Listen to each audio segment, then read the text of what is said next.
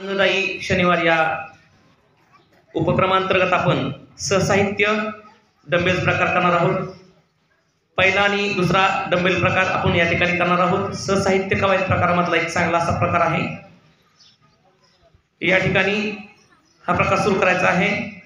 1 2 3 4 5 6 7 8 9 10 11 12 13 14 प्रकार बदल 1 2 3 4 5 6 7 8 9 10 11 12 13 14 प्रकार बदल।